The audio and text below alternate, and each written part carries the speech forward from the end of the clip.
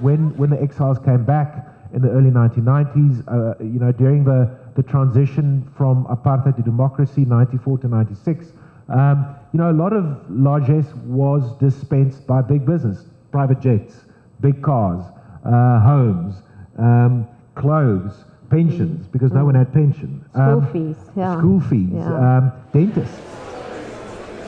I really enjoyed tracking the history of the rise of BEE, the rise of ANC-linked billionaires.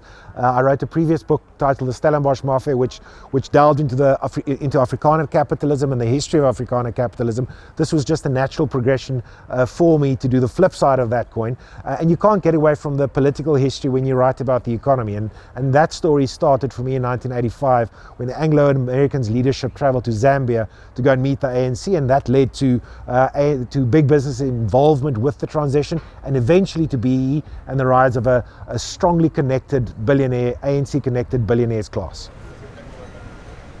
I'm here for the Franschhoek Literary Festival, which it's like a ritual for me, which I've been doing at least since 2016. That because I'm an ardent reader, I have been doing it since I was a little girl, because my parents were teachers, and especially my dad always encouraged us to read, because he had this belief that, the devil finds work for idle hands. So we need to be occupied one way or the other. It would be in sports or like that after hours. If you are idling, you can read a book instead of,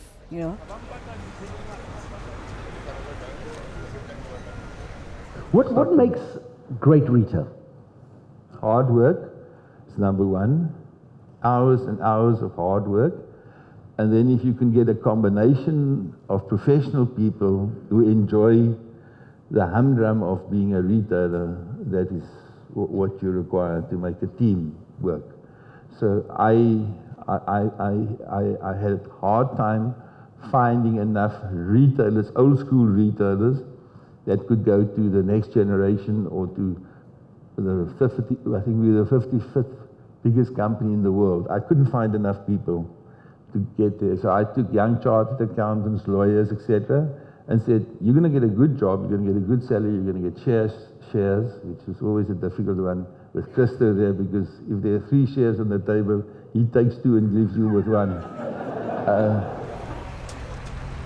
It's amazing. Look, Whitey Basson missed out on a proper career. He should have been a comedian, not a chief executive of Africa's biggest retail chain. But he's a remarkable individual who took a 1 million rand business and turned it into a 130 billion rand business in 30 years. It's an astonishing success story in life, and he's got so many lessons and so many stories that are told in this very good book. If you didn't manage to make it to Franschhoek to the Literary Festival, where he shared of his time and of his expertise and told stories from the heart. It was a really powerful session of a guy who comes across as incredibly ordinary, incredibly humble, incredibly down to earth, but he's got a razor sharp mind that is terrifying. It's analytical. It's a no-nonsense frame of mind. He is an astonishing operator and has done incredibly well. And the business today employs 140,000 people. We need a lot more Whitey Bassons.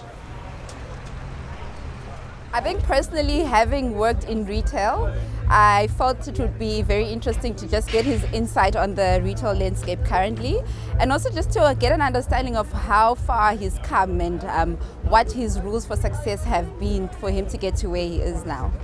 So I actually love reading. I'm an avid reader, and when my friends spoke about having been to the literary festival in the past, I just thought it was a good opportunity to also get into it. I've often thought about one day writing my own book, and so this is just a diverse space to get to know more about the literary space, landscape, and also just to get to know more people. And I'm really enjoying it so far, and I'll definitely be coming for more.